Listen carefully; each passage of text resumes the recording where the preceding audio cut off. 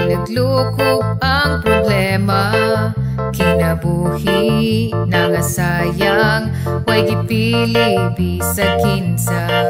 Aron ta makatabang nga ang problema mahuman, sundo nato ang balaod, katungod natong mutuman. Kitang tanan nagatubang aning sakit nga gikahadlukan, daghan na wada na o paglaom, daw katapusan nas kalibutan. Kay daghan ang kinabuhi, dali-dali nga gibawi, madato man o mapubri ang kagawalay gipili. Naglukop na gid sa kalibutan, nasinati ang sobrang kalisod, kining tanan dunay kasulbaran, dunay kalinaw human sa balod. Daghan ang nagsakripisyo para sa atong kaluwasan, tabangan nato sila sa balaod kita mutuman. Musalig lang ta nga tabangan ta niyang mahuman ang problema, matapos ang epidemya sa mga pagsulay.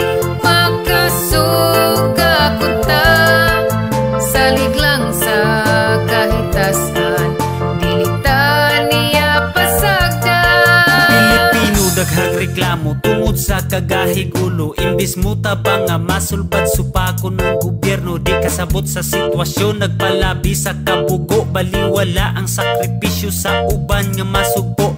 Ang pandemikong problema nga atong giatubang, ubang politikong pabida ni kalitra kawagtang. Maong kinahanglan karon magpatuo ta sa pangulo, kay alang sa kaayuhan ang gibuhat niyag plano. Musalig lang ta nga tabangan ta niyang mahuman ang problema, matapos ang epidemya sa mga pagsulay.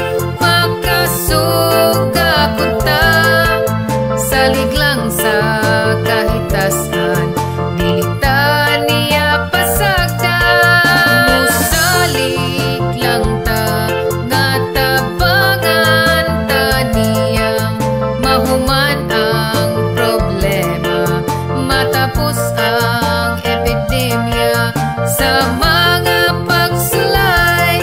Makasuga kunta salig lang sa kahitasan, dilita niya pasagdan.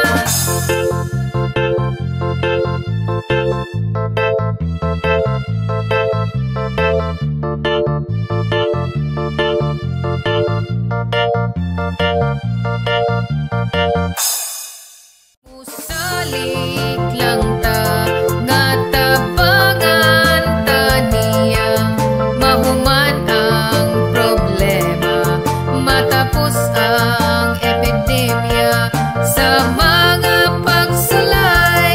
Makasuga kunta salig lang sa kahitasan,